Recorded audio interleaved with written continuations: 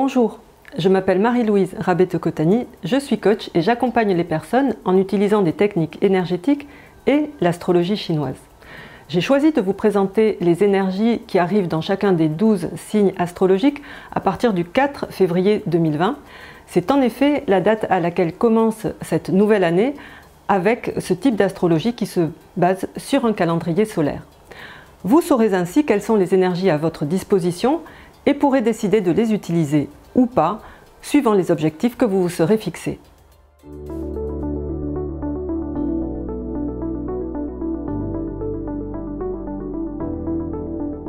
Le coq pour 2020. Tout d'abord, je vous présente les énergies favorables à votre disposition, mais sachez qu'elles n'auront un effet positif que si vous décidez de les activer en agissant. C'est à vous de poser des actions qui vont dans le sens des énergies qu'elles apportent pour pouvoir en profiter. La première énergie favorable s'appelle la vertu noble du ciel. C'est une énergie qui va transformer tout ce qui est problème ou danger potentiel en quelque chose de positif. Ça apporte l'aide de personnes puissantes et bienveillantes et ça indique aussi la possibilité de trouver les bonnes personnes à tous les niveaux, c'est-à-dire des employés, des partenaires, à condition bien sûr de demander ou de les chercher. Dans tous les cas, c'est une énergie qui va transformer tout ce qui est négatif en positif. Ensuite, nous avons la vertu de la fortune. Là, c'est une étoile de prospérité et elle est signe d'événements heureux. Ce sont de bons moments que l'on va pouvoir partager et qui permettent de rencontrer les bonnes personnes et vont ouvrir des opportunités.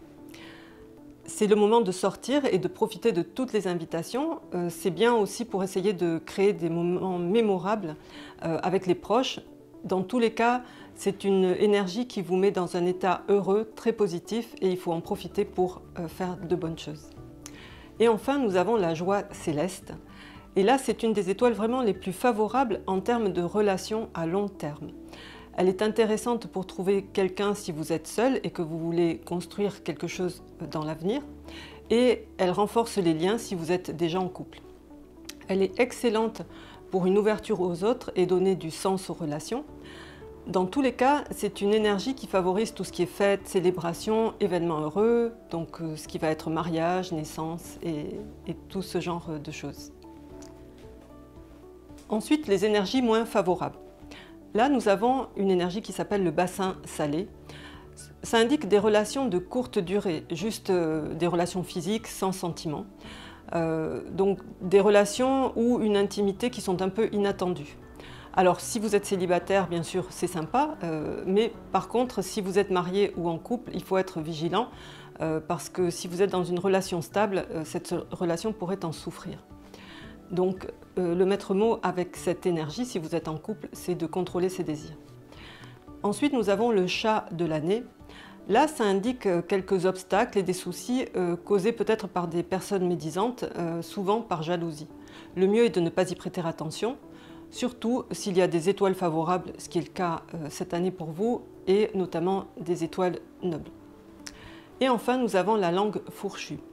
Là, il s'agit de désaccords ou de querelles, notamment si vous n'activez pas justement les étoiles favorables qui viennent diminuer les effets de ce genre d'énergie.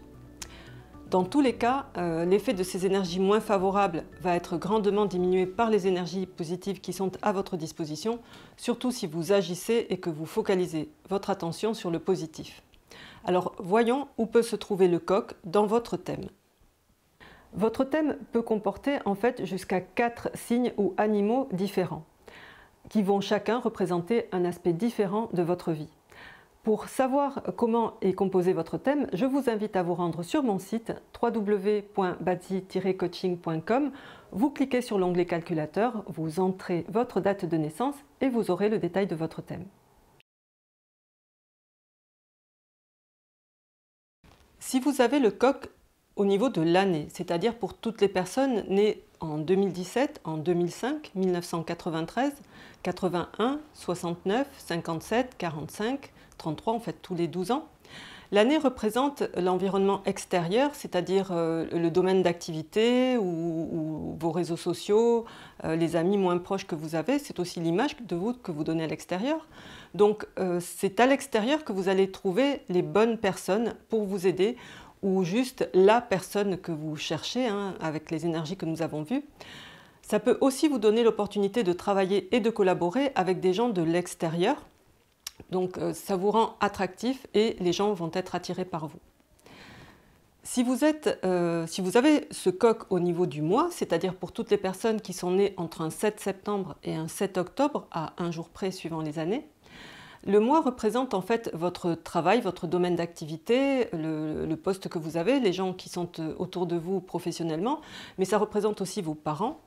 Donc si vous avez le coq au niveau du mois, donc dans le domaine professionnel, vous allez justement trouver l'aide qu'il vous faut.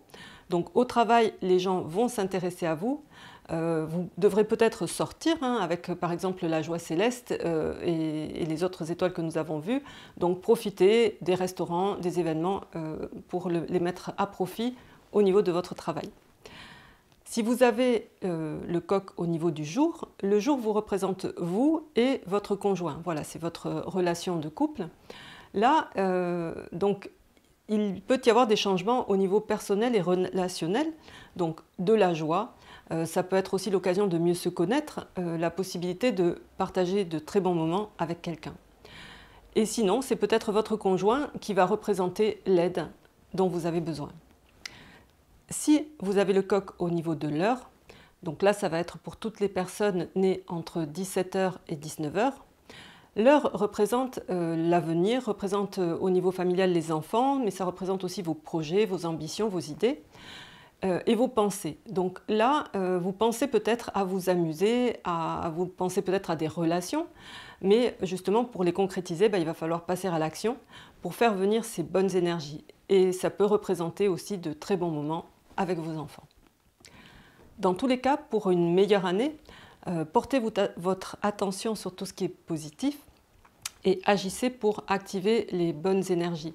Ça diminuera les énergies moins favorables. Mais dans tous les cas, essayez de comprendre ce que éventuellement ces énergies moins favorables vous amènent, parce qu'elles peuvent vous aider à travailler quelque chose chez vous en interne, et c'est une façon aussi de progresser que de s'améliorer.